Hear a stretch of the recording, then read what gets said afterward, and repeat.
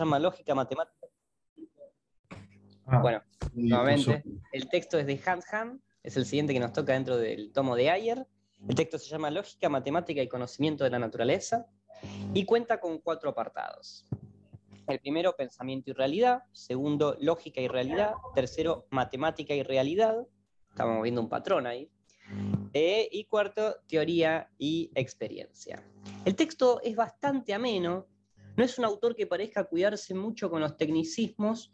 Es como se siente libre de decir, es una opinión bastante subjetiva, ¿no? Pero siento que el autor es bastante fluido con lo que dice, es técnicamente correcto, pero no anda como, no le pone mucha máscara al texto, no anda cuidándose mucho. Por eso me parece que es un texto interesante para poder ver algo que hasta el momento creo que no habíamos visto.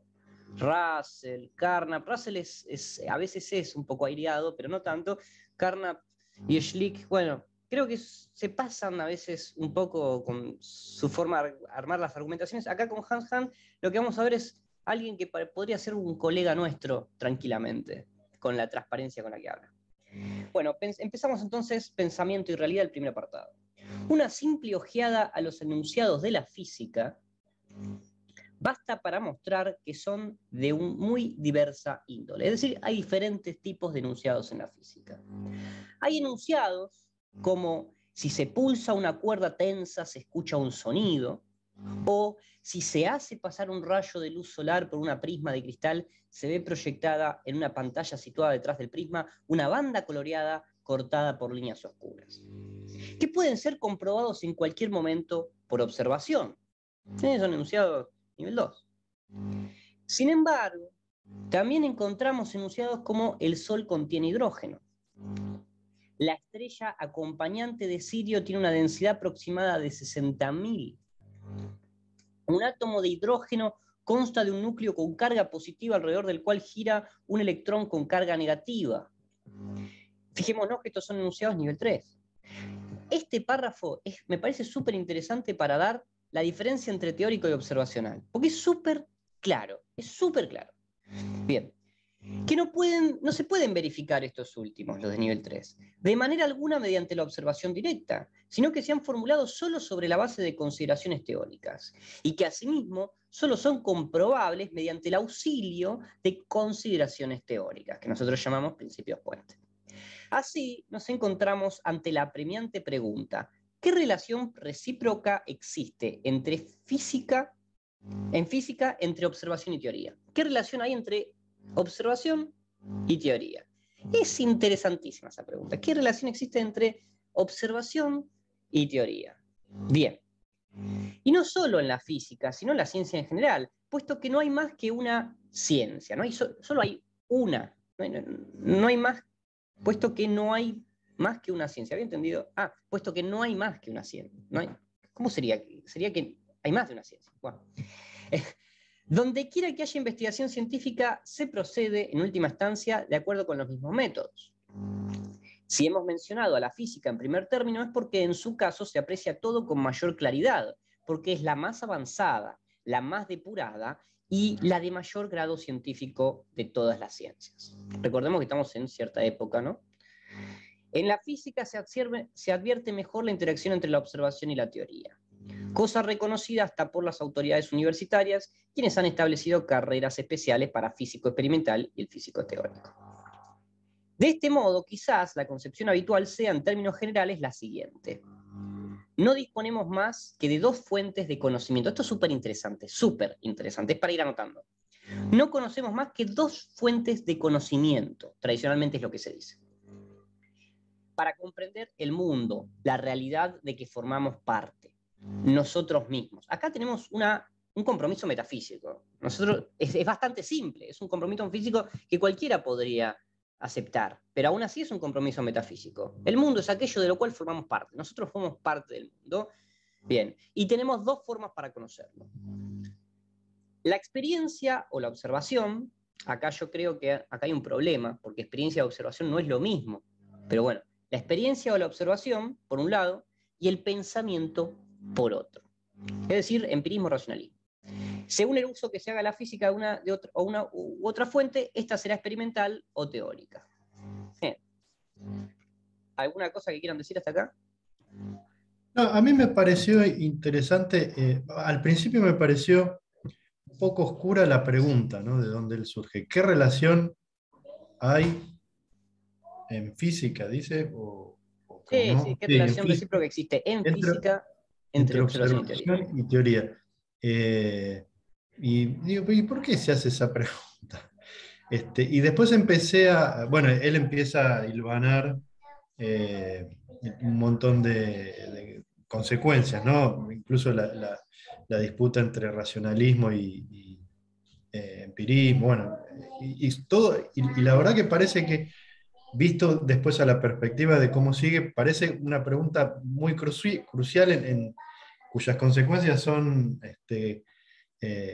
impensables en muchos campos de la filosofía de la ciencia. Eso solo quería decir. Y después en la frase que vos pusiste en verde, ahí me pareció notar que él él relaciona después teoría con enunciados analíticos. Eh, y, y sin embargo también lo da como una fuente de conocimiento de la realidad. Él acá Eh, lo que está haciendo es mostrando es, lo que tradicionalmente se ha pensado, es la concepción habitual. Él lo presenta como tradicionalmente se piensa. Luego va a dar su posición que no es la tradicional, es una mixtura. Él dice, bueno, no es ni lo empírico ni el racionalismo, las dos a la vez.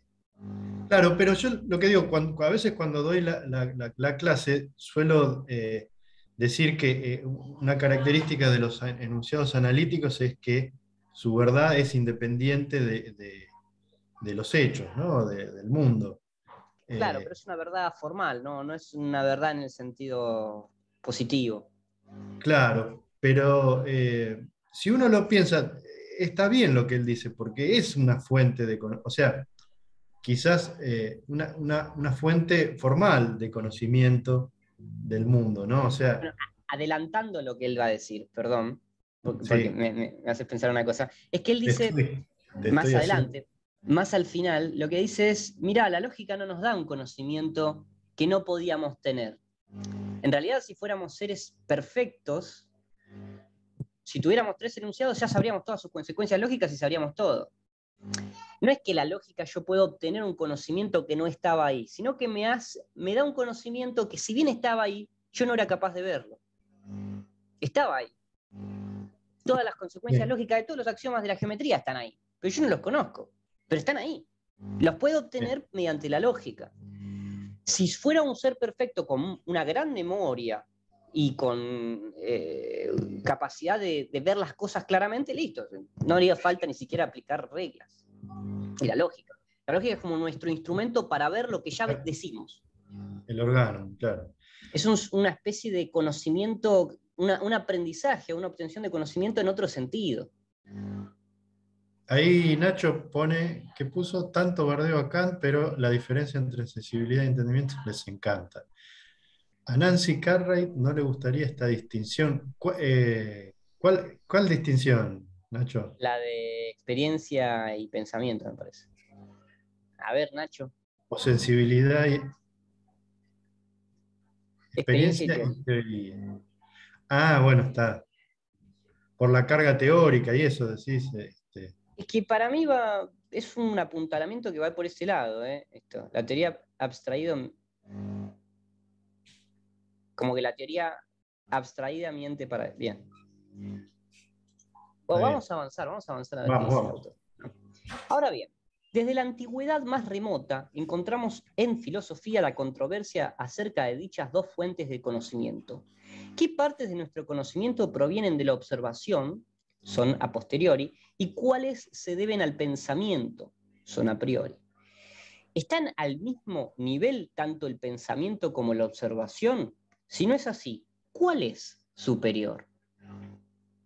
Desde sus mismos orígenes, la filosofía ha puesto en duda la confiabilidad en la observación. Es decir, que desde el inicio de la filosofía ya se duda de la experiencia. En realidad, quizás en esta duda radique la fuente de toda filosofía. El filosofar comienza con la duda de los sentidos. Y ello es perfectamente comprensible. Frecuentemente se ha pensado que las percepciones sensoriales son engañosas. Al salir o al ponerse el sol, la nieve de las montañas lejanas parece roja, pero en realidad indudablemente es blanca. El palo sumergido en el agua parece torcido, pero en realidad no hay duda de que está recto. El hombre que se aleja de mí me va pareciendo más y más pequeño, pero en realidad es indudablemente que no cambia de tamaño. Ahora bien, aunque desde hace mucho tiempo las teorías físicas hayan explicado los fenómenos a que nos hemos referido, de suerte que ya nadie los considera ilusiones causadas por la percepción sensorial, no es menos cierto que las consecuencias de este modo primitivo de considerar los hechos han persistido y persisten aún, y que todavía ejercen una influencia poderosa. Se dice, puesto que la observación a veces es ilusoria, es posible que lo sea siempre. Quizás todo lo que revelan los sentidos no sea más que ilusión y apariencia. Todo el mundo ha soñado y sabe lo difícil que es en ocasiones decidir si una experiencia dada fue verdaderamente vivida o solo soñada. Quizás, pues, todo cuanto se observa no sea más que un ensueño. Todo el mundo sabe que hay alucinaciones y que pueden ser tan vividas para quien las experimenta que no se les puede disuadir de considerarlas reales. Quizá, entonces, todo lo que observamos no sea sino una mera alucinación. Si se mira a través de lentes adecuadamente pulidos, todo parece deformado. ¿Quién sabe si quizá no miraremos constantemente al mundo sin saberlo a través de lentes deformantes? Y en consecuencia, todo lo que vemos deformado, diferente de cómo realmente son las cosas. Bueno, este es uno de los temas fundamentales de la filosofía de Kant. Entonces acá leímos la gran duda sobre los datos, ¿no? Y cómo un pequeño engaño de los datos de los sentidos nos pueden llevar a una especie de solipsismo o nihilismo o lo que quieran. Pero volvamos a la antigüedad. Como hemos afirmado, en dicha época se creía que frecuentemente la observación era ilusoria, pero que en el caso del pensamiento esto nunca ocurría. Es decir, los sentidos te pueden mentir, pero la lógica y el pensamiento no te van a mentir nunca. Había innumerables ilusiones de los sentidos, pero nunca ilusiones del pensamiento.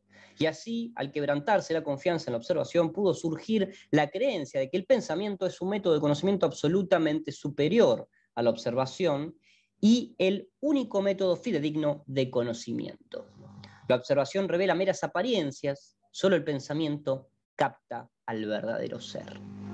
Esta teoría racionalista de que el pensamiento es la fuente de conocimiento que supera la observación, de que en realidad el pensamiento es la única fuente de conocimiento digna de confianza, ha predominado desde el apogeo de la filosofía griega hasta nuestros días. Es decir, que en la época de Hans Hahn, en la época del Círculo de Viena, primaba un racionalismo en la filosofía. La filosofía que había en esa época era el racionalismo. No puedo siquiera señalar qué extraños frutos maduraron en ese árbol del conocimiento. Lo único que puedo decir es que mostraron un valor extraordinariamente poco nutritivo. Por eso, gradualmente, la corriente opuesta, la corriente empirista, que se originó en Inglaterra, apoyada en los resultados sustanciales de la ciencia natural moderna. Yo escribí algo que todavía no lo leyeron ni Bruno ni Sergio, pero quiero que lo lean, así se los comparto, no importa, que afirmaba la superioridad de la observación sobre el pensamiento y que la experiencia era la única fuente de conocimiento.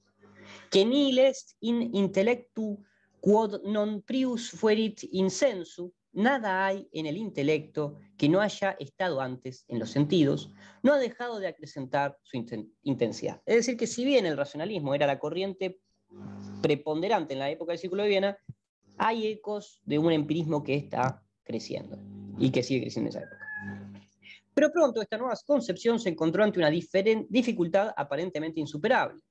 ¿Cómo podrá ella explicar el hecho de que los enunciados lógicos y matemáticos sean aplicables a la realidad? Es decir, todo bien con el empirismo, estaba creciendo, pero ¿y cómo explica el empirismo la lógica y la matemática? Y su aplicación. La observación no me informa más acerca de hechos singulares. Bánqueme un segundo que voy a decirle al gato que no me moleste. A ver. Listo. Sean aplicables a hechos singulares sin ir más allá del observado. Es decir, que a partir de un singular, yo no puedo salir del singular. Yo tengo experiencia de un caso singular, pero de ahí no puedo hacer nada. Ni siquiera con la lógica. Entonces, no hay vínculos que me lleven de un hecho observado a otro y que obliguen a observaciones futuras a desarrollarse de igual manera que las previamente hechas. No hay predicción posible si nos reducimos al empirismo. Sin embargo, las leyes de la lógica y la naturaleza matemática pretenden tener una validez absoluta. Es decir, que siempre se aplican, siempre van a ser aplicables. 2 más 2 va a ser 4 en el futuro también. Por observación, sé que la puerta de mi habitación está cerrada en estos momentos. Cuando la observe nuevamente, quizás esté abierta. También sé por observación que los cuerpos calentados se dilatan. Sin embargo, una próxima observación puede muy bien revelar que algún cuerpo calentado no se dilate. Pero que 2 y 2 son 4 es algo válido no solo para el caso en que se lo verificó contando, sino que sé con certeza que es válido siempre y en todas partes. Acá hay una especie de matematicismo miliano. Bueno, todo cuanto sé por observación podría ser de otra manera. No me es difícil imaginar que la puerta de mi habitación pudiera haber estado abierta de este momento, así como fácilmente puedo imaginar que un cuerpo no se dilate al ser calentado. Pero 2 y 2 no pueden de alguna ocasión ser 5. Bien, volvemos a un formalismo. Bien. Es Hume, crítica de Hume sin parar. Bueno, por tanto, debido a que las proposiciones de la lógica y de la matemática tienen una validez universal, absoluta, debido a que son apodícticamente ciertas, debido a que los hechos tienen que ser como ellas afirman y no pueden ser de otra manera, acá esto es interesante porque dice hechos, son los hechos. Esto no lo había visto. Vamos a marcarlo. Parece medio mil eso, ¿no?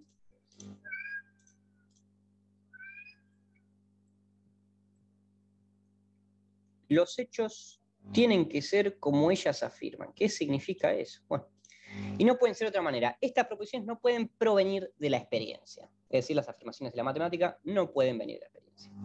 En vista de la enorme importancia que tiene la lógica y la matemática en el sistema de nuestros conocimientos, el empirismo parece, pues, irrevocablemente refutado. Es decir, empirismo absoluto, creer que solo podemos apoyarnos en el empirismo, queda refutado. De un singular no podemos pasar a otro singular. Yo creo que esa es la forma lo más contundente. Sin embargo, a pesar de todo esto, los antiguos empiristas intentaron fundamentar la lógica y la matemática sobre la experiencia. Esto es Mill. Ellos preconizaron que todo el conocimiento lógico y matemático también proviene de la experiencia, solo que en este caso se trata de una experiencia tan antigua, es decir, desde que nacemos que tenemos experiencias, intuiciones matemáticas, intuiciones sensibles matemáticas, y hemos acumulado tanto que se ha vuelto tan probable para nosotros mentalmente que es necesario. Esa es la idea de Mill, ¿no? También puede ser que la costumbre, el sistema cultural haya mamado algo de eso y me lo haya transmitido, y eso le da esa fuerza a la matemática que parece necesaria, pero en realidad no, es un aprendizaje empírico. Mill. De observaciones repetidas tan innumerables veces que en nuestros días hemos llegado a creer que tiene que ser así y no puede ser de otra manera. Como siempre es así, cada segmento de la realidad es así, que he experimentado, tiene que ser así, no puede ser de otra forma, no lo puedo imaginar. Por lo tanto, según esta opinión, es perfectamente concebible que, así como una observación puede revelar que un cuerpo calentado no se dilate, 2 y 2 ocasionalmente puedan resultar 5. Solo que esto ha escapado hasta ahora a nuestro conocimiento porque ocurre rarísimas veces. Los supersticiosos podrán seguramente especular en que si encontrar un trébol de 4 hojas, lo que no ocurre tan raramente, trae consigo buena suerte, ¿qué promesas de fortuna no se hallarán implícitas en localizar un caso en que 2 más 2 sean 5? Entonces es un chiste tonto. Bueno, examinadas con mayor minuciosidad, puede decirse con certeza que estos intentos de derivar la lógica y la matemática de la experiencia son fundamentalmente insatisfactorios. Y que es dudoso que hoy en día alguien sostenga seriamente este punto de vista. Carnap tiene un texto precioso que dan en la cátedra de Gentile, en la que ustedes van a trabajar. No, es de Hempel, que refuta esto. Habiendo fracasado igualmente el racionalismo y el racionalismo porque sus frutos no tenían valor nutritivo y el empirismo porque no podía hacer justicia a la lógica y la matemática, se impusieron concepciones dualistas, según las cuales el pensamiento y la observación son fuentes de conocimiento igualmente legítimas, indispensables ambas para comprender el mundo y con papeles distintos en el sistema de nuestro conocimiento. El pensamiento aprende las leyes más generales de todo ser, tal como las encontramos formuladas, por ejemplo, en la lógica y la matemática. La observación proporciona los detalles para rellenar este marco. Es decir, que el pensamiento formula el marco de ley fundamental y la experiencia rellena ese marco con casos que confirman la ley. En cuanto a los límites a trazar entre las dos fuentes de conocimiento, las opiniones varían. Así, por ejemplo, se discute si la... Sí, dale, dale. No, yo iba a decir simplemente... nada más que es una forma bastante original e inédita de escribir, me parece a mí, la pelea entre el racionalismo, el empirismo y Kant, ¿no? Lo que sacó. Me encanta. Igual hay lo del dualismo, ¿no? Bueno, hay una sutileza, y es que acá el racionalismo propone cosas como si las pudiera conocer, como si con el pensamiento se pudiera conocer la ley.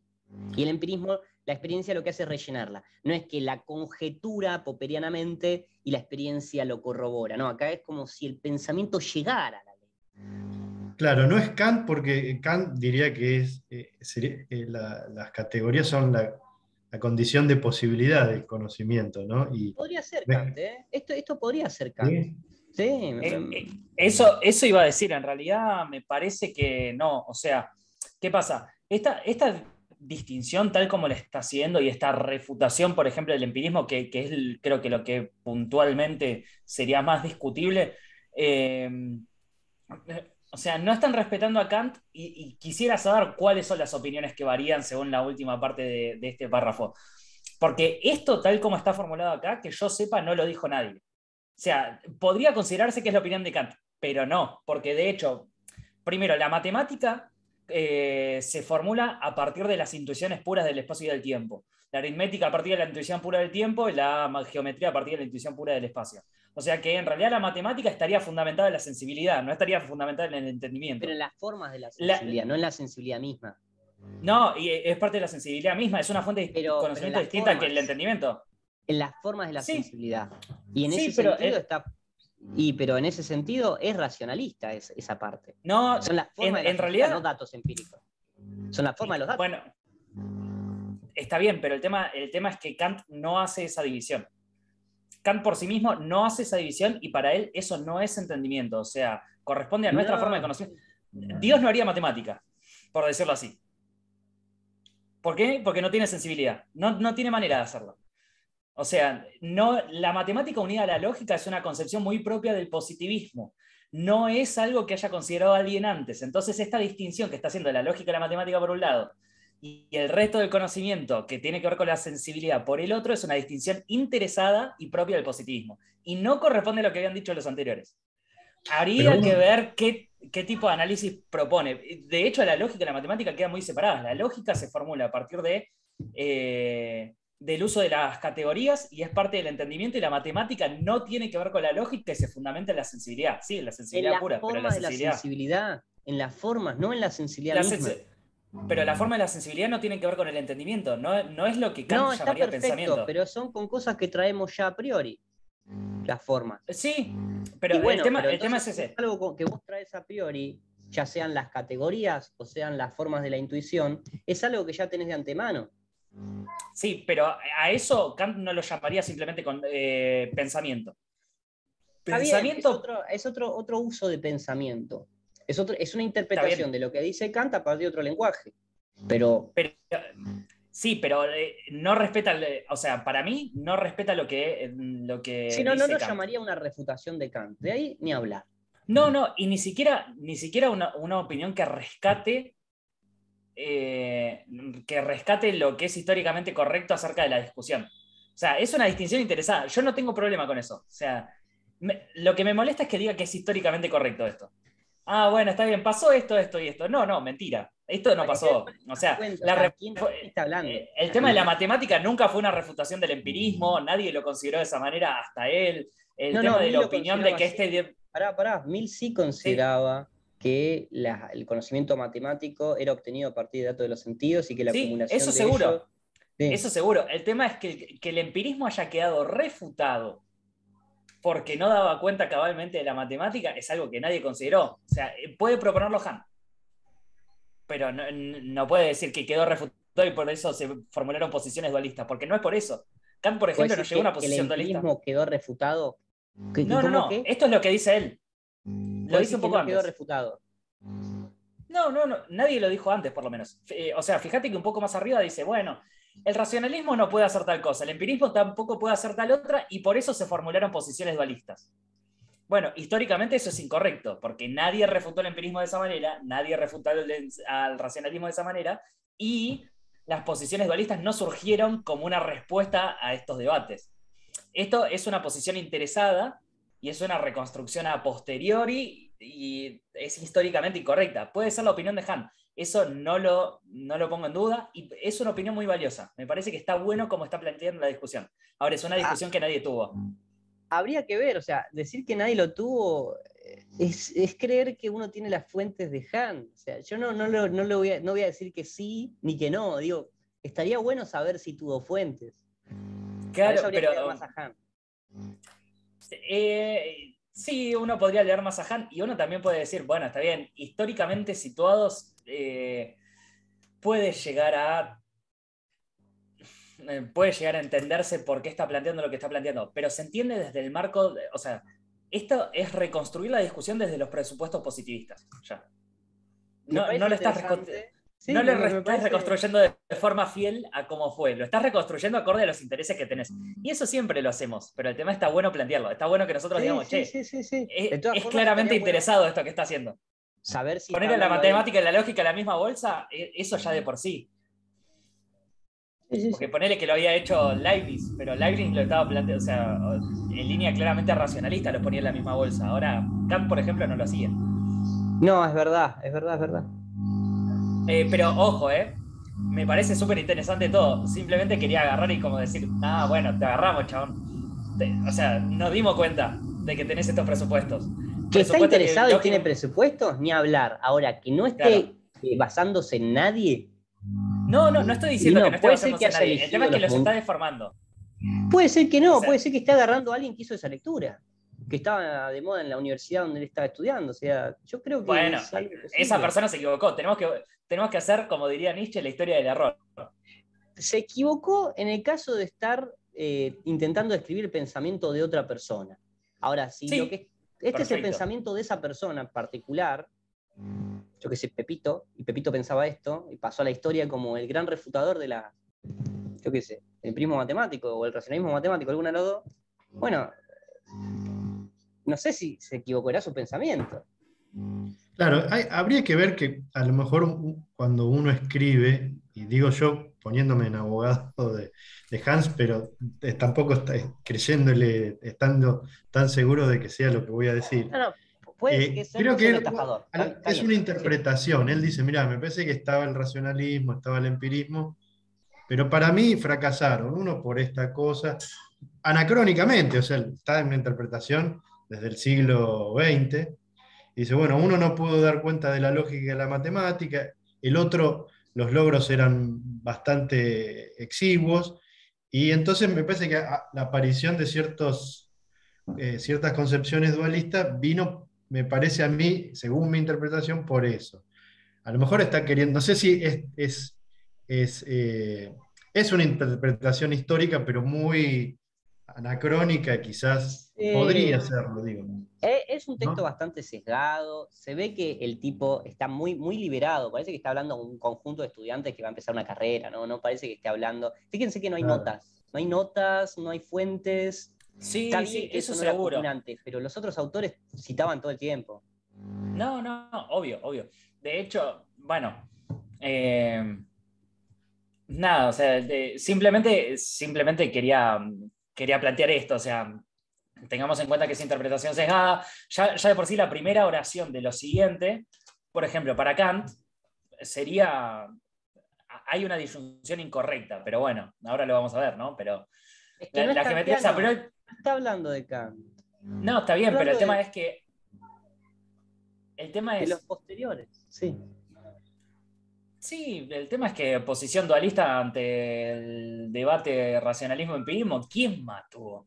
Kant y los neokantianos de su época, o sea, los neokantianos de la época de Hahn.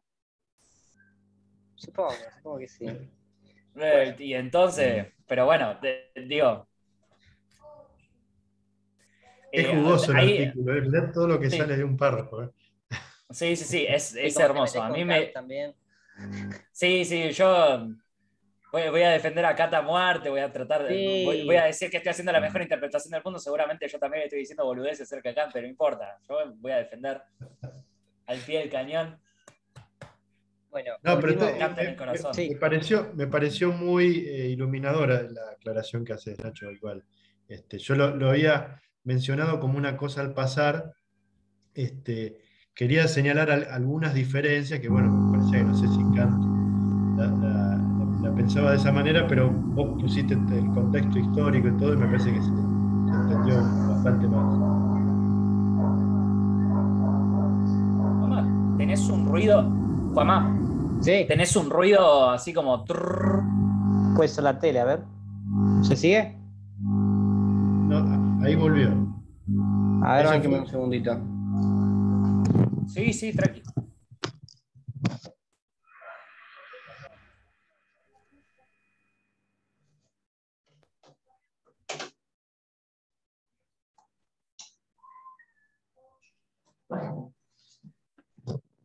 Creo que era el ventilador.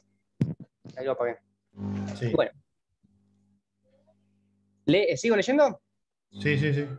Sí, te voy a hacer un comentario cuando termines la primera oración. Nada más. Así, por ejemplo, se discute si la geometría es a priori o a posteriori. Es decir, si se funda en el pensamiento puro o en la experiencia. Bueno, en base a esto, por ejemplo, si nos ponemos en la perspectiva de Kant, o sea, ya el hecho de plantear la disyunción está mal, pero no la disyunción a priori o a posteriori. Porque la geometría es a priori, pero el tema es, se funda en el pensamiento puro y en la experiencia. Y es las dos cosas a la vez. Es una mala disyunción para Kant esta. Ajá. Porque al mismo tiempo pertenece a la sensibilidad y pertenece a la intuición pura de la sensibilidad. O Sí, sea, vos habría no que podés ver qué conocer de geometría sin significa. experiencia y por eso esa intuición pura le da forma. O sea, nosotros con la geometría podemos tomar parte con respecto a los objetos físicos y está conectado a nuestra realidad por el hecho de que está dándole forma a nuestras instituciones espaciales. Entonces Habría que nosotros ver lo qué único que significa hacemos. funda. Si los fundamentos de la geometría vienen del pensamiento puro o vienen de la experiencia.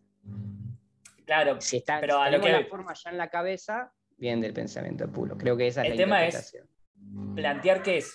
No, está perfecto, pero ya de por sí hasta podríamos llegar a discutirle la disyunción. Bueno, no necesariamente Claro, tiene que ser pero pensamiento si es en puro o términos. experiencia, sino que podrían ser las dos cosas. Pero es un problema de la interpretación de funda. Me parece que como viene la mano es en dónde están los fundamentos, las formas que hacen que sea posible pensar en geometría. Creo que viene de ahí.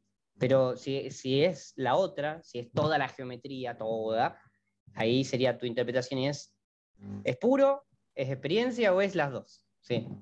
Igual si es una Claro, disyunción inclusiva, bueno, bueno, pero no. el tema es que el anterior no lo es, entonces está usando dos sentidos de la disyunción que se pueden confundir a la vez. Sí, habría que ver el O alemán. sea, a priori o posteriori y no podría suceder que sea algo a priori y a posteriori a la vez, pero en cambio sí podría suceder que sea se funde algo en el pensamiento puro y en la experiencia a la vez. Y también encontramos la misma disputa respecto a algunas leyes físicas particulares, especialmente fundamentales. Problema que aún continúa en la filosofía. Como por ejemplo las leyes de la inercia, la ley de la conservación de la masa y de la energía, las leyes de la abstracción de las masas. Todas estas leyes ya alguna vez fueron reclamadas por diversos filósofos como leyes a priori, como necesidades de pensamiento, pero siempre solo después de que la física las haya establecido como leyes empíricas y se habían confirmado satisfactoriamente. En estas condiciones no podía menos que producirse una actitud escéptica, y de hecho probablemente prevalezca entre los físicos la tendencia a considerar el marco aprendido por el pensamiento de la manera más amplia y general posible y a reconocer a la experiencia como la fuente de nuestro conocimiento de cuanto de algún modo es más concreto. ¿Comentarios sobre las leyes fundamentales? No. Okay. Podría describirse la concepción usual a grandes rasgos de la siguiente manera. De la experiencia obtenemos determinados hechos que formulamos como leyes naturales, es decir, que de la experiencia tenemos hechos y los formulamos como leyes naturales, pero como por medio del pensamiento captamos las relaciones legales más generales de la naturaleza y la matemática, imperantes en la realidad, entonces, sobre la base de los hechos derivados de la observación, dominamos a la naturaleza en un grado mucho más amplio que aquel en el que ella fue observada. Sabemos precisamente que todo lo que puede deducirse de lo observado, por medio de la aplicación de la lógica y la matemática, se tiene que encontrar realizado también. Según este criterio, el físico experimental nos proporciona el conocimiento de las leyes de la naturaleza por observación directa. El físico teórico amplía después enormemente este conocimiento mediante el pensamiento. De tal suerte, estamos también en situación de formular proposiciones sobre procesos que ocurren lejos de nosotros en el espacio y en el tiempo, y sobre procesos que, a causa de su enorme magnitud, de su extrema pequeñez, se sustraen a toda observación directa, pero que se hallan vinculados con lo que se observa directamente mediante las leyes más generales del ser que capta el pensamiento, las leyes de la lógica y la matemática. Este punto de vista parece estar vigorosamente apoyado por numerosos descubrimientos hechos con ayuda de la teoría.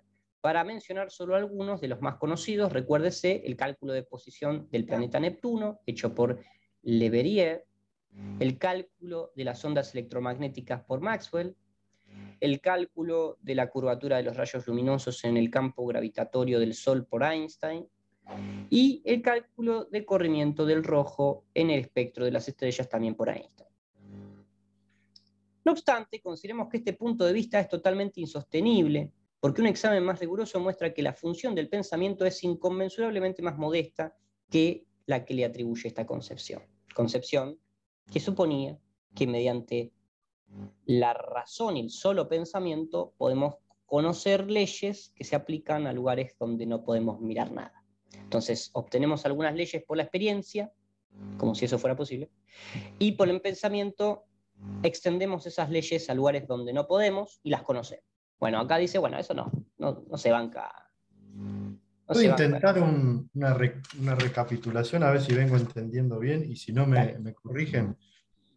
Él sale de la pregunta, ¿qué relación hay entre la experiencia, o la observación y la teoría?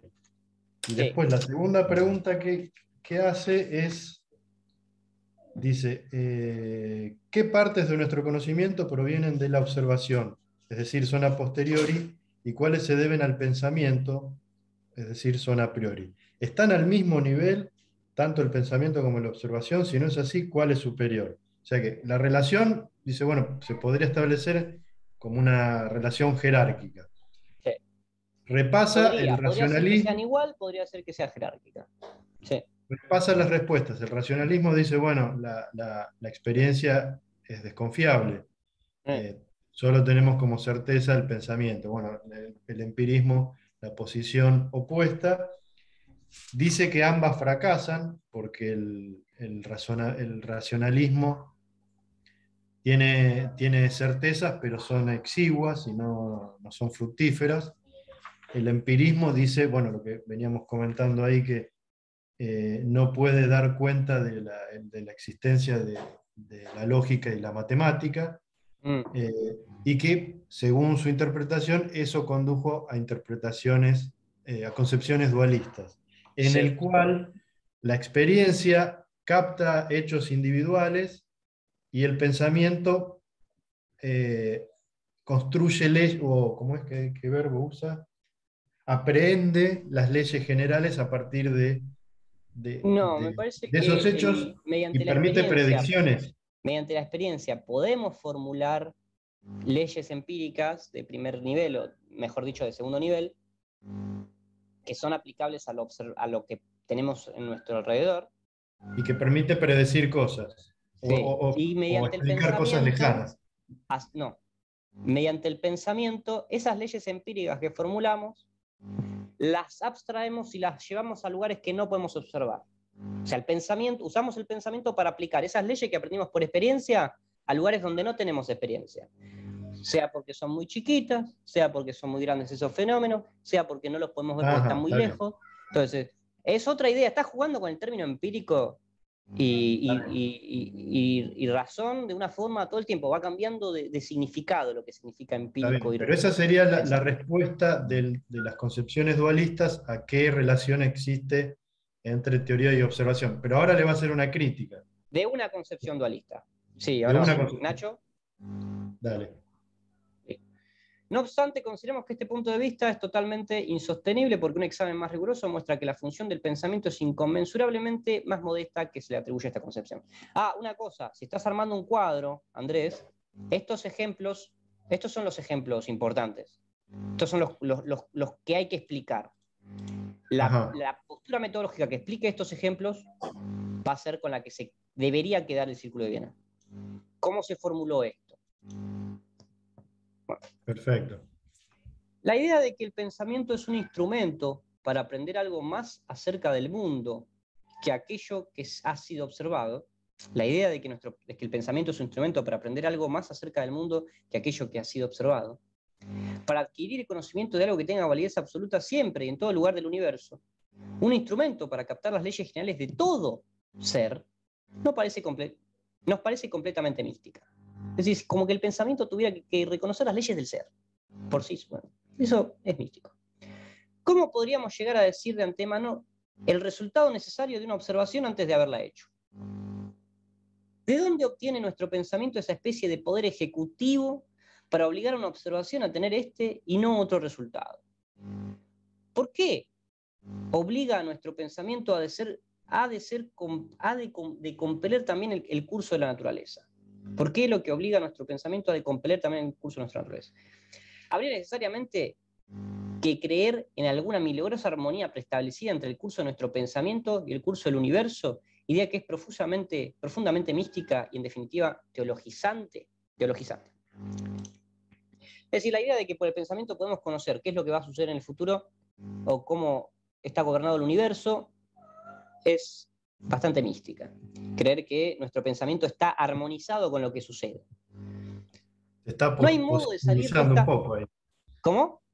Se está eh, volcando del lado del empirismo, ¿no? Un poco ahí. Se está mostrando la cara, está ahí, se va mostrando de a poquito. No hay modo de salir de esta situación si no es volviendo al punto de vista puramente empírico, a la opinión de que la observación es la única fuente de conocimiento de los hechos. En cuanto a los hechos, no hay conocimiento a priori, no hay un a priori material. Sin embargo, tendremos que evitar el error cometido por los antiguos empiristas, quienes interpretaron... Tengo el gato acá haciendo una huelga. Quienes interpretaron enunciados lógicos y de la matemática como meros hechos de la experiencia. Tenemos que buscar una interpretación distinta de estas dos disciplinas. Bueno, terminamos el primer apartado, que es el más largo, que era pensamiento y realidad. Ahora le quedó la necesidad de explicar cómo, siendo empiristas, qué hacemos con la matemática y la lógica. ¿Alguna pregunta, intervención, crítica, Hans-Hans?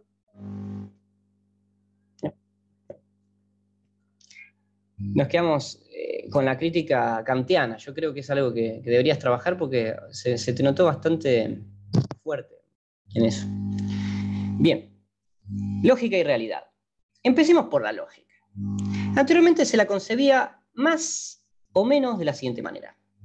La lógica es la teoría de las propiedades más generales de las cosas, la ciencia de las propiedades comunes a todos los objetos. Aristóteles. Así como la ornitología es la teoría acerca de los pájaros, la zoología, la teoría acerca de todos los animales, y la biología sería la teoría acerca de todos los seres vivos, así la lógica sería la teoría acerca de todos los objetos, la teoría absoluta de los objetos. ¿A quién nos hace pensar, no? ¿A qué autor contemporáneo de estos muchachos nos hace acordar?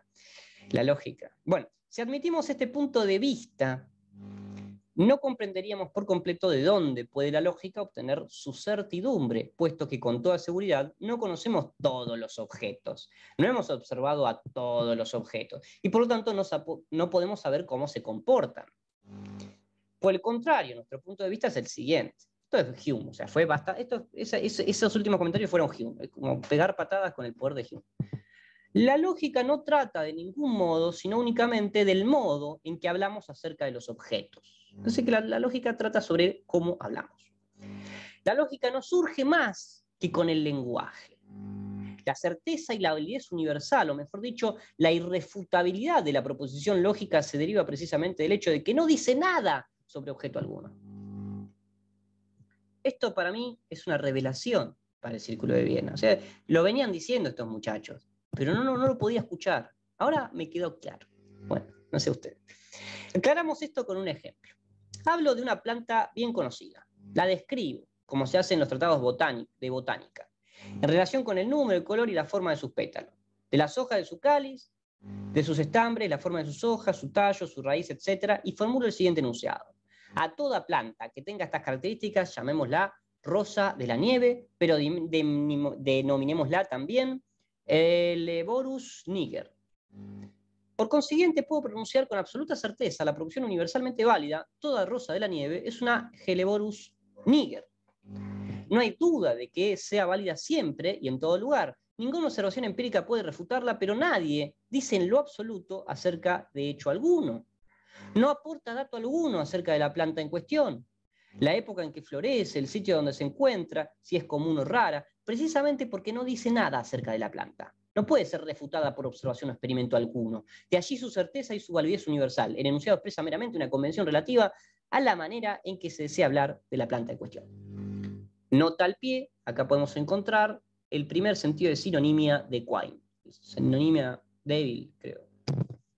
Que es resultado de una convención. Lo mismo sucede con los principios de la lógica. Ah, no, era el primer sentido de enunciado analítico. Bien. Lo mismo sucede con los principios de la lógica. Eso de Quine está en Dos dogmas del empirismo. Lo mismo sucede con los principios de la lógica. Expliquemos el punto refiriéndonos a los dos principios más famosos de la lógica, el principio de no contradicción y el principio del tercero excluido. Hablemos, por ejemplo, de los objetos. Voy a leer más rápido porque esta parte es medio paja y ya la sabemos muy bien. Hablaremos, por ejemplo, de los objetos a los que se ascribe un color. Aprendemos, me atrevería a decir, por amaestramiento a atribuir ciertos... Voy a sacar la pantallita esta. A atribuir ciertos de estos objetos la designación de rojo y establecemos la convención de designar como no rojo a todos los objetos de tal grupo. Fundándonos en esta estipulación, podemos ahora formular con absoluta certeza la proposición de que no hay objeto alguno al cual se le puedan atribuir al mismo tiempo las designaciones de rojo y de no rojo. Suele formularse esto brevemente diciendo que ningún objeto es a la vez rojo y no rojo. Este es el principio de no contradicción, y puesto que hemos estipulado que la designación rojo se debe aplicar a algunos objetos y la designación rojo a todo lo demás, esto está en Popper. Podemos asimismo declarar con absoluta certeza todo objeto es rojo o no rojo. Este es el principio del tercero excluido. Estas dos proposiciones, en principio de no contradicción y el principio del tercero excluido, nada dicen acerca de objeto alguno. Ni uno ni otro principio me permiten conocer si el objeto es rojo, si es no rojo, si tiene algún otro color o alguna otra cualidad. Simplemente estipulan un método para hablar de las designaciones rojo y no rojo a los objetos, es decir, solamente determinan acerca de la manera como queremos hablar acerca de los objetos. Y precisamente de la circunstancia de que no enuncian nada acerca de los objetos emana su validez universal y su certeza, su irrefutabilidad. Lo mismo puede decirse acerca de los demás principios de la lógica, pero antes de insistir acerca de esto, presentemos otras consideraciones. Hemos afirmado con anterioridad que no puede haber un a priori material, es decir, que no puede haber ningún conocimiento a priori de lo fáctico, puesto que no podemos conocer el resultado de una observación antes de que ésta se haga. Acabamos de comprobar que no hay un a priori material en los principios de no contradicción y del tercero excluido, ya que no expresan nada acerca de los hechos. Sin embargo, quizás alguien que concuerde con nuestro punto de vista acerca de la naturaleza de los principios de la lógica, pero que insista en que hay alguna otra parte, un a priori material. Por ejemplo, en el enunciado, en el mismo tiempo y lugar, ningún objeto es a la vez rojo o azul, en el cual se alegue, se expresa un conocimiento real a priori sobre la naturaleza de las cosas. Es decir, como si en la naturaleza misma de las cosas estos principios se pudieran aplicar y eso es un conocimiento a priori. Aún antes de haber hecho observación alguna, dicen, puede predecirse con absoluta certeza que ésta no revelará que algún objeto de un solo color sea a la vez rojo y azul, y sostienen que ese conocimiento a priori se obtiene por intuición eidética o mediante captación intuitiva de la esencia de los colores. Si desea uno adherirse a nuestra tesis de la inexistencia de un a priori en el campo material, es necesario hacer... Esto es interesante, porque hay un primera persona del plural. ¿Nos está hablando del Círculo de Viena? esto es una manifestación de un principio ya, creo que es algo que debería haber marcado. Nuestra tesis de la inexistencia de un a priori en el campo de lo material. Es necesario hacer frente, de algún modo, a enunciados como ningún objeto es a la vez rojo y azul. O sea, ¿qué hacemos con eso si no creemos en los a priori materiales? Yo deseo intentarlo con unas cuantas indicaciones, aunque de ningún modo haga plena justicia a este problema delicado. Sé que acá parece que hay un problema que no ha sido solucionado ni siquiera para el siglo XX. Indudablemente es correcto que antes de haber hecho observación alguna, podemos declarar con absoluta certeza, esta no mostrará que un objeto es a la vez azul y rojo, así como podemos decir con absoluta certeza que ninguna observación dará por resultado que un objeto sea simultáneamente rojo y no rojo, o que una rosa de la nieve no sea una Eleborus niger. Sin embargo, el primer enunciado no es un caso de a priori material, como tampoco lo son el segundo y el tercero. Lo mismo que los enunciados, toda rosa de la nieve es un Eleborus niger y ningún objeto es a la vez rojo y no rojo. El enunciado ningún objeto es a la vez azul y rojo, nada expresa en absoluto acerca de la naturaleza de las cosas. Igualmente se refiere solo a la manera en que nos proponemos hablar de los objetos y aplicarles designaciones. Anteriormente dijimos, hay algunos objetos que llamamos rojos. Todo otro objeto lo llamamos no rojo. Y de esto derivamos los principios de no contradicción y el tercero excluido. Asimismo, ahora decimos, denominamos rojos a unos objetos azules, a otros verdes, a otros, etc. Pero si de este modo atribuimos las designaciones de color a los objetos, entonces podemos decir con certeza de antemano, con este procedimiento, a ningún objeto se le atribuirá simultáneamente la designación rojo y no rojo. No, rojo y azul. O con mayor brevedad, ningún objeto es simultáneamente rojo y azul. Y así podemos decir esto con certeza, es porque hemos regulado precisamente de este modo la atribución de designaciones de color a los objetos. Esto es bastante wittgensteiniano, o sea, ahora vamos a entrar a metáforas wittgensteinianas. Vemos pues que hay dos clases totalmente distintas de enunciados. Los que realmente dicen algo acerca de los objetos y los que no expresan nada acerca de los objetos, sino que solamente estipulan reglas para hablar acerca de ellos. Esta es una distinción interesante que nunca había visto yo. No sé si ustedes la habían visto. Es que en realidad, no sé, me parece que Han lo introduce. Yo no sé si se necesita. En realidad me parece que esto mismo lo podía lograr Russell con la teoría de los tipos. O sea, Sí. por ejemplo, podríamos decir simplemente, bueno, está bien, para la categoría color, cualquiera de los predicados que se incluyen dentro de ella pueden ser asignados de a uno a la vez y no simultáneamente. Y eso sería simplemente una descripción de lo que hacemos con cualquier categoría de cualquier cosa. Claro, reglas para hablar acerca de los Para, objetos. para los predicados internos a una determinada categoría decimos, bueno, está bien, una misma entidad al mismo respecto y simultáneamente no puede tener dos de esas propiedades a la vez. No se puede ser bueno y malo al mismo tiempo y en el mismo sentido con respecto a la misma cosa. No se puede tener el mismo color al mismo tiempo con respecto al mismo momento. O sea.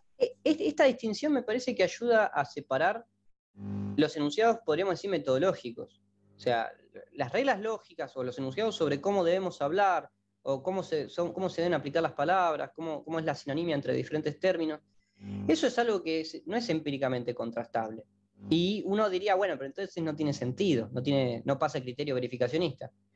Pero claro, si uno hace esta distinción, no habría ningún problema. Sí, primero puede ser, o sea, te lo acepto. No, pero más allá de eso, esto como opinión, ¿no? ¿No es volver también a la lógica una especie de gramática y fin? Sí. Sí.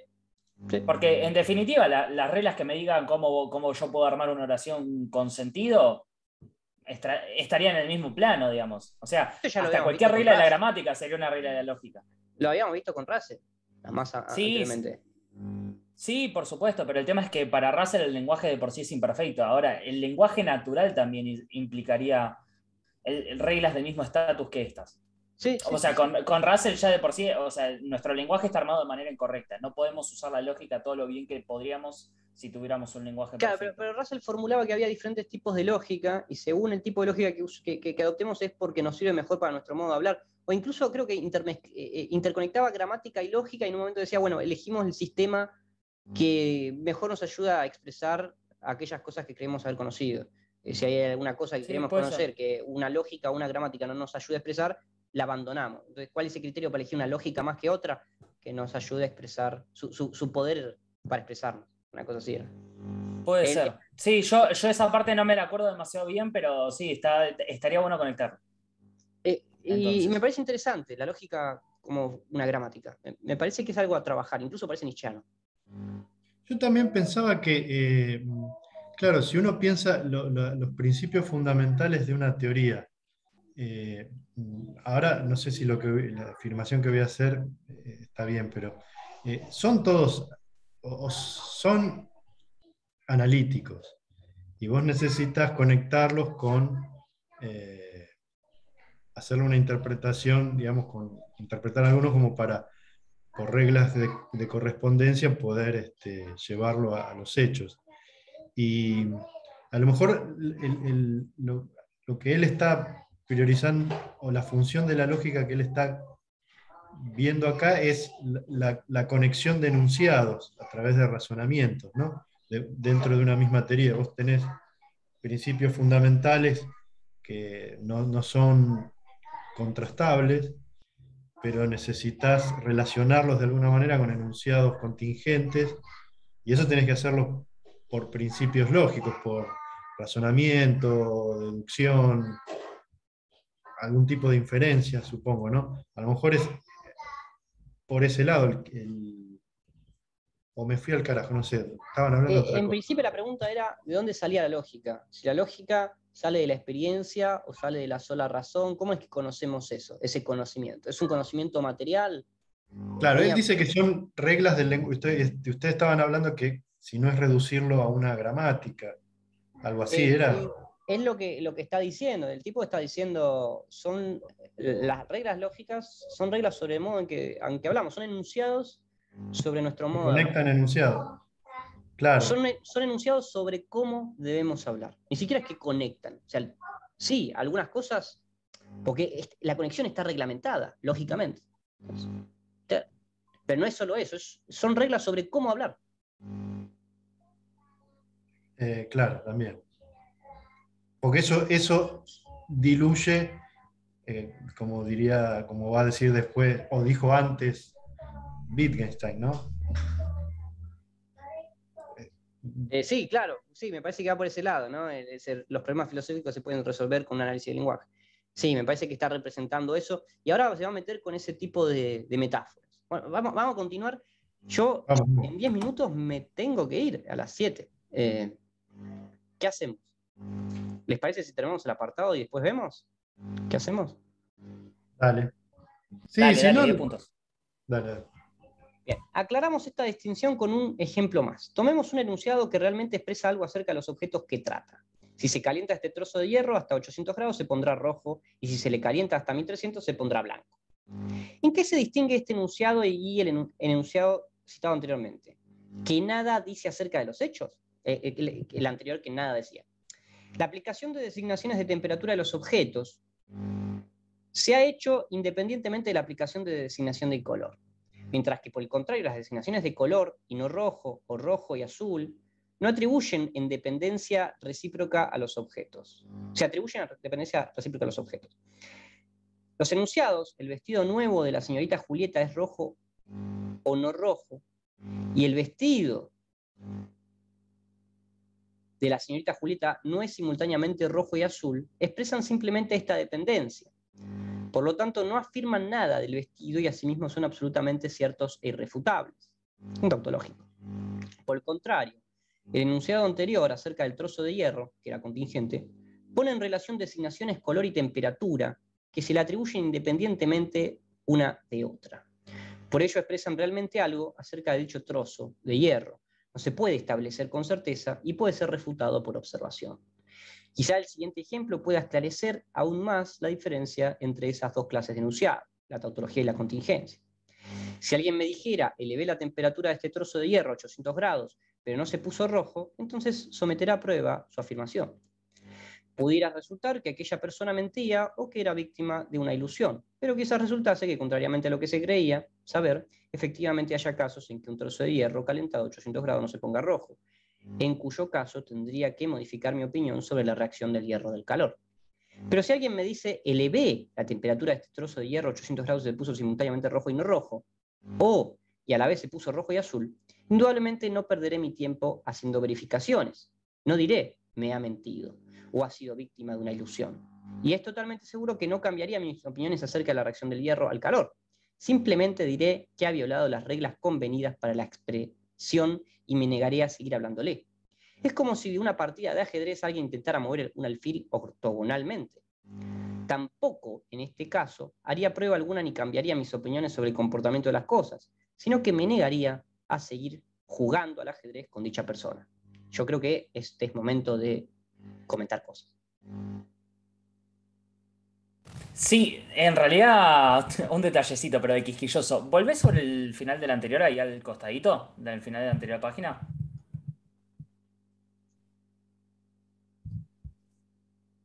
Sí, el vestido nuevo de la señorita Julieta es o rojo o no rojo, no es un enunciado tautológico. O sea, perdón, o es o rojo o azul, perdón, no es un enunciado tautológico, que es lo que expresaría la que planteó como equivalente después. ¿Es o rojo o no rojo? Sí. O sea, estas dos oraciones no son equivalentes. ¿Está en otra página? Sí, sí, sí. A ver. Sí. No es simultáneamente rojo o azul. Claro, no es, me parece que lo que está diciendo no no es simultáneamente mismo... totalmente rojo y totalmente azul. Está bien, pero el tema es que no están expresando lo mismo, o sea, hay restricciones adicionales en la segunda que no están en la primera. Y en el segundo caso, lo que hay que decir en todo caso, o sea, lo que habría que implicar, si uno respeta, digamos, la disyunción excluyente, habría que formularlo en una lógica modal. Por ejemplo, el vestido de la señorita Julieta no puede ser simultáneamente rojo y azul. Uno no puede decir simplemente que no se da de hecho. Hay que formular una lógica modal. O sea, acá aparece algo que otros van a empezar a solucionar después. Empezar a usar una lógica modal porque se tiene que decir algo mucho más fuerte para decir qué significa esa disyunción excluyente del principio. Es algo simplemente para que lo tengamos ahí porque en algún momento nos va a aparecer en lo que leamos a futuro. Entonces me parece que está bueno empezar a notar en qué cosas empieza a ser necesaria una lógica modal. Pero bueno. La página. A ver. Anotate la página como ejemplo. 161. Sí, 161. Acá me agarro un papelito. Ahí está. Me gusta mucho la referencia a Wittgenstein. O sea, me enloquece.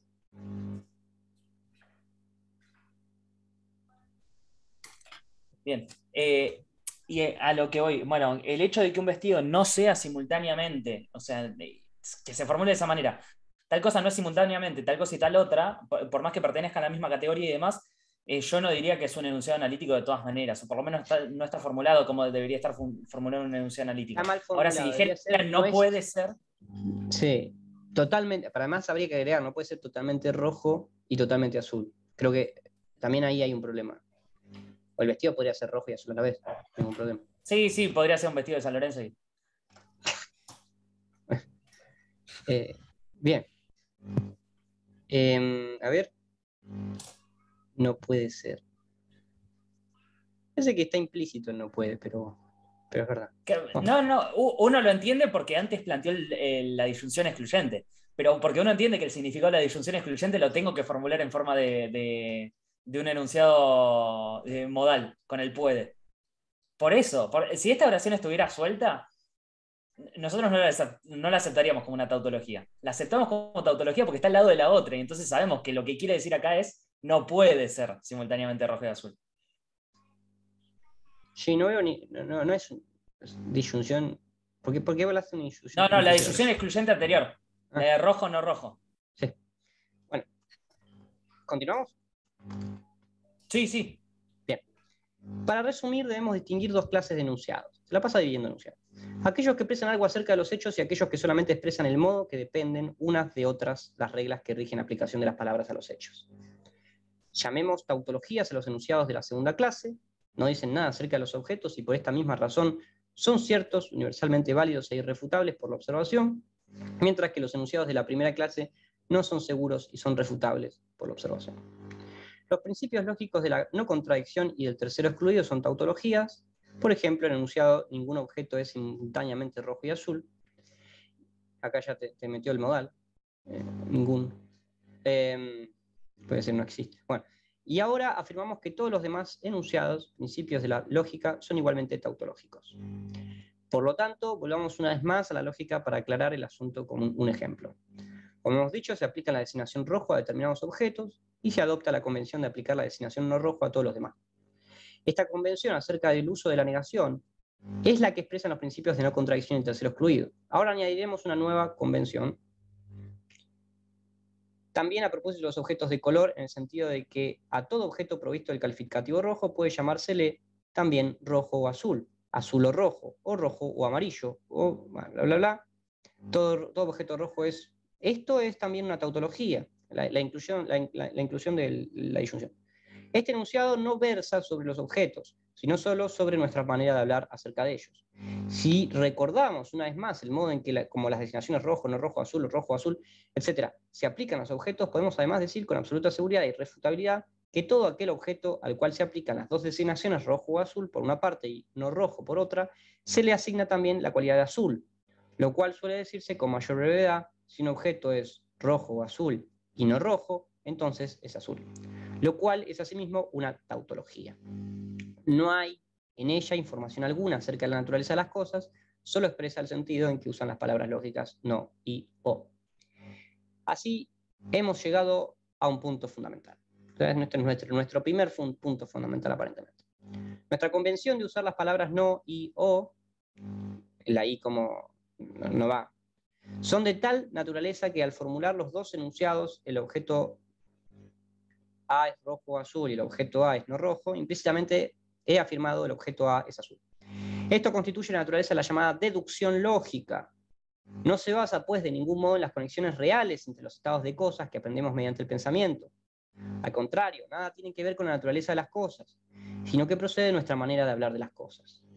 Es decir, que todo lo que llevamos por medio del pensamiento, por medio de la deducción, reduciendo el pensamiento, el conocimiento que podemos obtener a partir del pensamiento como deducción, no nos da nada nuevo, sino que solo sirve para analizar cómo hablamos y decir cosas que ya habíamos dicho.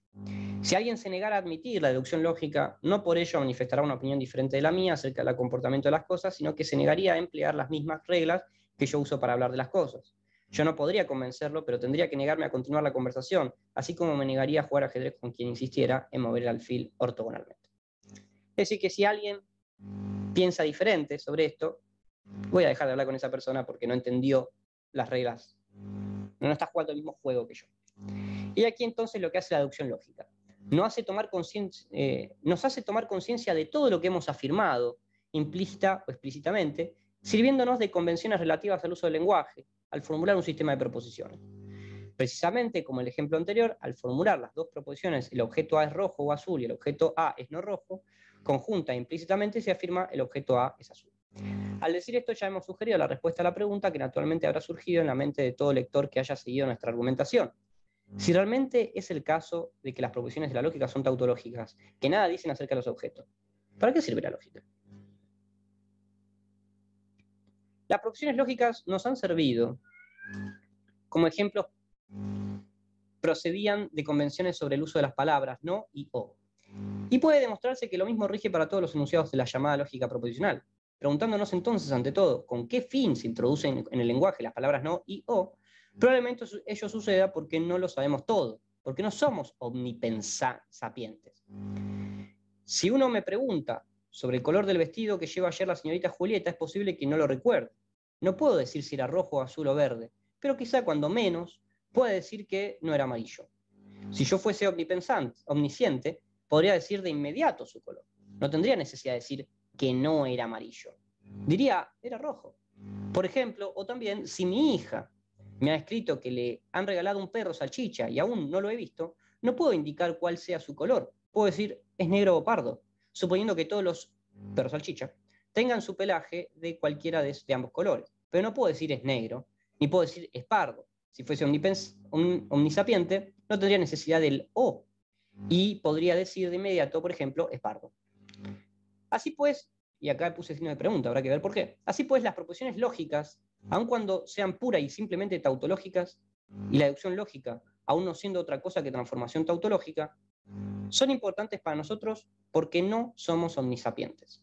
Nuestro lenguaje está constituido de tal suerte que al afirmar determinadas proposiciones, implícitamente afirmamos al mismo tiempo otras proposiciones, pero no vemos de inmediato todo lo que de ese modo se ha dicho implícitamente. Solo la deducción lógica hace que tengamos conciencia de ello. Esto es la primera vez que leo esto, o sea, es la segunda vez, ¿no? Pero en este texto, es el primer texto en donde leo esta cosa, y me parece bastante buena la idea. Yo afirmo, por ejemplo, las proposiciones 1A, la flor que el señor Pérez lleva en el ojal, o es una rosa o es un clavel, y 2A, si el señor Pérez lleva un clavel en el ojal, entonces aquel es blanco. Y 3A, la flor del señor Pérez lleva en el ojal no es blanca. Quizás no tenga plena conciencia de haber dicho implícitamente también que la flor del señor Pérez lleva en el ojal es una rosa. Pero la deducción lógica me lo torna explícito. Es cierto que ello no basta para hacerme saber si la flor que el señor Pérez lleva en el ojal es realmente una rosa. Si advierto que no es una rosa, entonces no debo continuar sosteniendo mis afirmaciones anteriores, pues de otro modo pecaría contra las reglas del lenguaje. Fíjense, la lógica son las reglas del lenguaje. Haría un renuncio, como se dice, de los juegos del naipes. Bien, nos queda 3, matemática y realidad, y 4, teoría y experiencia. Que fíjense los colores que tiene este apartado. No sé si lo están viendo. Es algo que debería mostrar. Sí, está Fíjense cómo transitado. termina, con un signo de pregunta. ¿Qué pasa? Entonces, ¿les parece si, no sé, lo terminamos en algún otro momento? Sí, Dale, sí. yo no tengo drama. Sí, sí. ¿La semana que viene o cualquier momento que ustedes digan? Sí, la semana que viene es la última chance porque después 24 y 31, los viernes siguientes. Así que Bueno, si quieren viernes que viene, entonces nos ponemos de acuerdo y lo terminamos. ¿qué les pareció hasta ahora? Más allá de los Me errores. parece. No, me pareció que estaba bueno. Hay algunas cuestiones con las que tal vez no estaría tan de acuerdo. O sea, por ejemplo, deberíamos formular algún otro tipo de lógica si pretendemos que sea la regla del lenguaje. Yo, por ejemplo, si le digo a alguien con un condicional, si llueve a mi casa, si no llueve, vení a mi casa, y resulta que llueve y esa persona cae en mi casa igual, podría decir, bueno, lógicamente yo hice algo que era coherente con lo que vos me estabas diciendo. Llovió y fui a tu casa igual porque vos no me dijiste nada en ese condicional acerca de lo que tendría que hacer. Y el uso del lenguaje nos diría que uno no estaba diciendo eso, que yo no estaba habilitando a esa persona a venir a mi casa en el caso de que lloviera. Entonces, uno, a través del uso del lenguaje, el uso del condicional, por ejemplo, es muy distinto como lo usamos cotidianamente a como lo formula la lógica estándar. Deberíamos usar una lógica intuicionista o lo que fuere, pero digo, o sea, varios de los sistemas de lógica se armaron en base al proyecto de hacerlo más ajustado al uso real del lenguaje que tenemos. Entonces, hay algo en ese proyecto que no termina de cerrar. Pero me gusta aunque sea que esté tirando la idea, que se esté tirando el lance. Después si no funciona, no funciona. Pero yo siento que se desnudaron. En este texto siento que podemos ver algo que no habíamos visto antes. Porque sí, eso no totalmente. No teme callarse, no teme decir lo que piensa. Y eso me gusta mucho. O sea, siento que podemos ver cosas que no hubiéramos visto. O no tan transparentes. Sí, es como un camino alternativo de otras explicaciones que vimos, me parece. Sí, hay otros que se cuidan mucho más. Yo creo que igual... Y eso me gusta de esto. Es muy temprano el texto. Es una obra tempranísima, 1932, decía. Y quizás sea uno de... como, listo, empezamos por acá. Quizás tendría que haber sido uno de los primeros textos, porque creo que los anteriores que leímos, donde veamos posiciones mucho más cuidadas, es como que ya hay conciencia de los errores, pero eso no hubiera sido posible sin antes expresarlos. Entonces, quizás este texto habría que haberlo leído antes y los otros como correcciones de este, ¿no? Sí, eso puede ser, yo diría más para una relectura y demás. Me gusta verlo de las posiciones cuidadas, pero más que nada porque nosotros ya teníamos conciencia de los errores. Ahora hay que ver cómo surgió, digamos, el señalamiento de esos errores y ahora me parece que podemos hacer la comparación. No sé si está mal. También hay un criterio temático del libro que no sé si es el más adecuado para lo que tendremos que hacer nosotros, pero bueno, ya que estamos, seguimos por ese camino. Creo que este texto tiene que estar entre unos textos, así como el del Círculo de Viena, Sí. del No, y además panfleto, es simple. este tiene que estar. No sé dónde, pero tiene que estar. Sí. Además es simple, es fácil de entender, o sea, la verdad que es bastante transparente. Sí, es verdad. Bueno, Nos vemos en los bueno, si finales. les parece, nos vemos en los finales y si les parece, también el viernes que viene. Dale. ¿Tienen alguna noticia de eso del curso de extensión? ¿Qué pasó con eso? No va a haber respuesta hasta el año que viene, incluso todavía no nos pidieron quiénes van a ser los colaboradores. Yo te digo el año que viene, pero no sé cuándo va a haber respuesta. Puedo preguntar. Claro. Tenemos el mail de que llegó. Lo entregamos a último momento. Bueno, Genial. Bueno, nos vemos el viernes entonces. Dale. Un abrazo grande. Nos vemos el miércoles. El miércoles, claro. Tienes razón, claro. Un abrazo grande. Chau, chau. Chao, chao.